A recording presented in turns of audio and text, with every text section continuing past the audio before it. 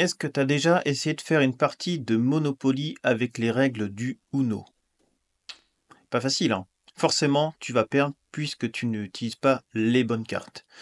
C'est exactement pareil avec la finance française et nos politiciens. Ils sont en train de faire une partie de Monopoly sans avoir les cartes et sans les bonnes cartes. On va regarder ça ensemble. Il y a des solutions juste en jouant avec la bonne stratégie. Alors, pour pousser ma réflexion, on va déjà commencer par éplucher un peu l'actualité du jour.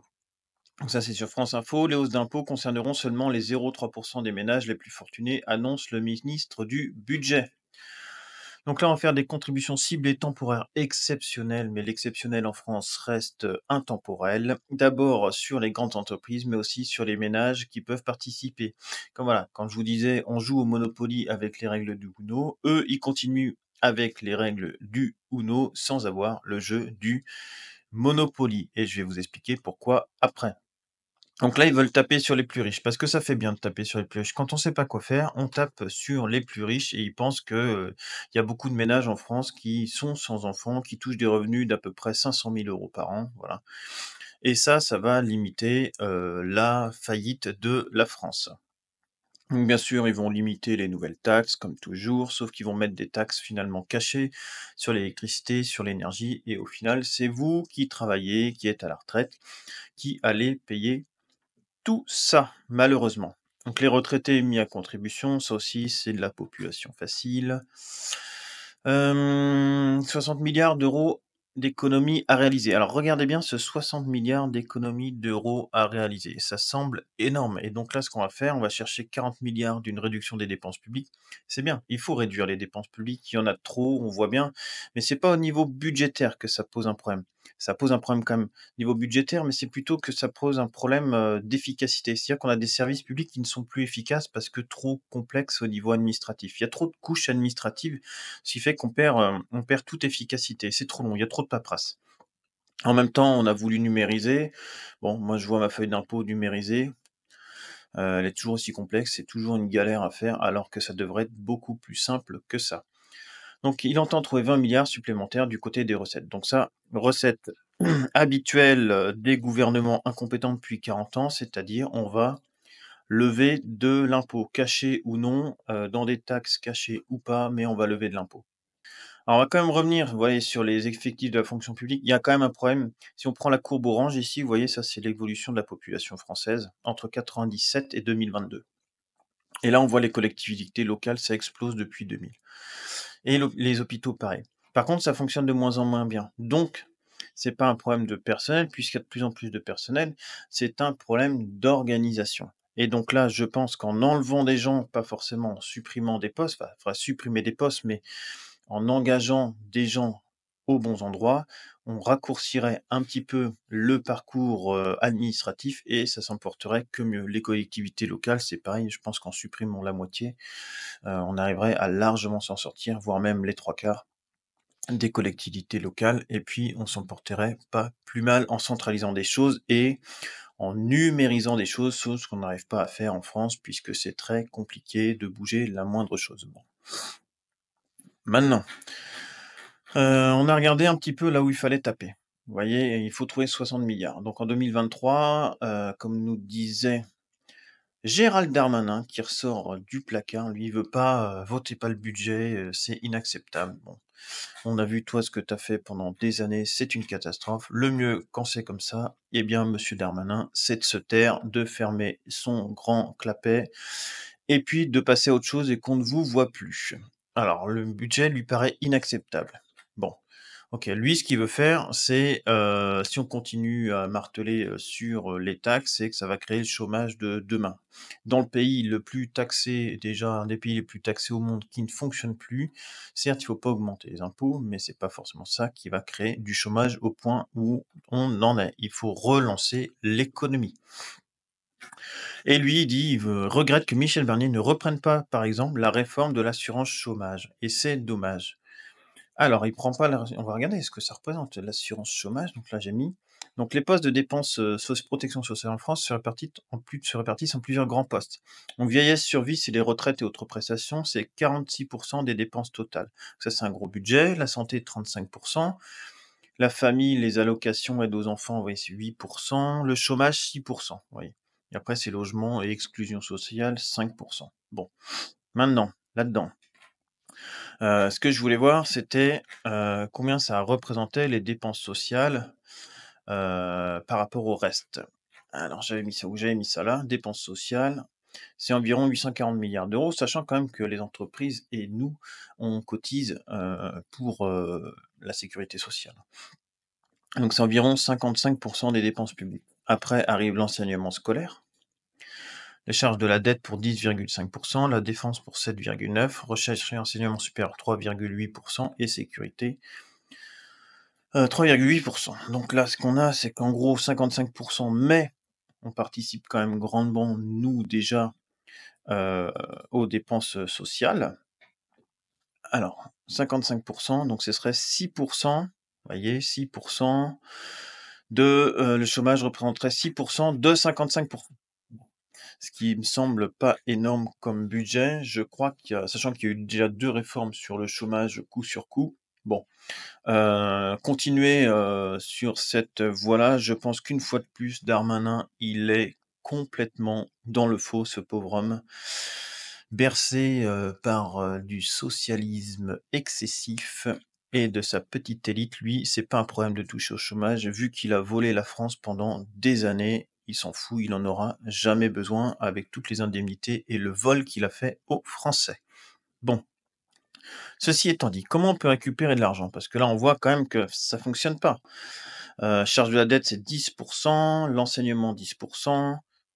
Il faudra réduire cette dette, vous voyez? Il y a, 51 milliards $, ça, c'est juste le remboursement de la dette française. La dette créée et notamment, sur les dernières années, en grande partie par notre cher président français. Donc il y a quand même des gens qui s'en sortent bien. Première chose, il faudrait prendre l'enseignement scolaire au niveau, voir ce qui se fait dans les autres pays. Il y a des pays où ça marche très bien, l'enseignement, visiblement, c'est faisable. Maintenant, il faut s'en aspirer et il va falloir tailler dans le gras. Il va falloir tailler dans le gras, dans ce qui ne marche pas à l'école et moi, je pense qu'il y a et c'est un problème français, quand ça fonctionne pas, ce qu'on fait, c'est qu'on va recruter des gens pour regarder pourquoi ça fonctionne pas. Bon, ils vont aller voir, ils vont se dire: «Ah bah oui, ça fonctionne pas, il y a ça». Bon, ces gens-là, on les renvoie pas. Derrière, on va refaire des audits, mais ça va fonctionner encore plus mal. Donc on va embaucher des gens pour surveiller les gens qui surveillent pourquoi ça fonctionne pas. Vous voyez? Et ainsi de suite. Et ce qui fait qu'au bout d'un moment, vous avez une telle, pression administrative que, bah, ça n'avance plus. Ce qu'il faut, c'est qu'il faut des profs devant les élèves, voilà. Il faut des profs devant les élèves et là, c'est un gros problème. C'est simple, hein, on manque de professeurs, d'enseignants qualifiés, point. C'est ça qu'il nous faut, des gens compétents. Voilà, on n'a pas besoin de tout cette épaisseur administrative inutile et puis qui nous ralentissent là, ça ne sert absolument à rien. Donc là, il y a de l'argent à récupérer ou garder même le même budget sans problème, garder le même budget, mais en orientant vers des postes utiles, pas des postes inutiles. Et on peut faire pareil pour la charge de la dette, pour les autres dépenses. Et ça se passe très bien ailleurs. On va regarder par exemple le fonds norvégien. Regardez, le fonds souverain norvégien. Donc eux, ce qu'ils ont fait, les Norvégiens, c'est parce qu'ils, depuis les années 90, ils ont du pétrole et du gaz. Ok. Nous, on n'a pas de pétrole et du gaz, vous voyez. Mais dans notre monde capitaliste, ce qui se passe, c'est qu'on a une partie de Monopoly. Et si vous voulez gagner au Monopoly, il faut jouer avec les règles du Monopoly. Et dans un monde capitaliste, il faut jouer avec des règles capitalistes si vous voulez gagner. Si vous ne voulez pas gagner et vous faire abattre, bien sûr, vous pouvez jouer avec les règles du Uno. Vous jouez avec les règles du Uno pendant 40 ans, comme ils font là. Dire, bah oui, mais moi, je mettrais bien une carte plus 2 à lui parce qu'il est pas gentil. Et puis si on met un plus 4 aux riches, eh ben, on va récupérer un peu de sous. Et puis voilà. Bah, vous jouez pas avec les bonnes règles. Non, il faut acheter la rue de la Paix, il faut acheter des propriétés et il faut se développer. Voilà. C'est comme ça que ça marche. Et si vous n'avez pas les bonnes règles, eh ben, vous êtes dehors. Donc moi, je suis pas spécialement pour le capitalisme, ni pour le communisme, ni pour quoi que ce soit, mais il faut jouer avec les règles du monde. Si vous jouez pas avec les règles du monde, eh bien, vous êtes assurément dehors. Bon. Eux, ils ont du pétrole et du gaz. Donc, ce qu'ils font, c'est que ils vont, placer l'argent. Quand ils gagnent de l'argent sur le pétrole et le gaz, vous voyez, ils vont pas, augmenter les dépenses au fur et à mesure qu'ils gagnent, avec l'argent et le pétrole. Donc si le pétrole est cher, ils vont mettre plus d'argent de côté. Si le pétrole est un peu moins cher, ils ont un peu moins de revenus, eh bien, ils mettront un petit peu moins de côté. Et ce qu'ils font, c'est qu'ils placent de l'argent. Et ils achètent quoi? Ils achètent des actions, ils achètent de l'immobilier, ils placent dans des obligations. En fait, ils créent un fonds avec de l'argent public, de l'argent qu'ils gagnent grâce à leur, gisement, et ensuite ils placent cet argent. Et ça leur rapporte. Et les intérêts de ce que rapporte leur argent, et c'est pile ça le capitalisme, hein, et dans quel monde on vit, eh bien, ils ont des intérêts et les intérêts permettent de rapporter de l'argent. Donc eux, ils ont pas besoin de lever de dette, si vous voulez. Ce qu'ils vont faire, c'est que les années de crise, ils vont sortir un petit peu d'argent. Alors je crois qu'ils s'autorisent, 4. Voilà. L'État peut prélever jusqu'à 4 du fonds pour équilibrer son budget. Donc, c'est-à-dire que les années un peu, difficiles, par exemple comme le covid ou des choses comme ça, eh bien ils peuvent prendre 4 par an, dans leur fonds. Et on va voir combien ça rapporte ce fonds-là. Et vous allez être étonné, les profits du colossal fonds souverain de la Norvège bondissent. Il rapporte plus d'1 milliard d'euros par jour depuis janvier. 1 milliard d'euros par jour.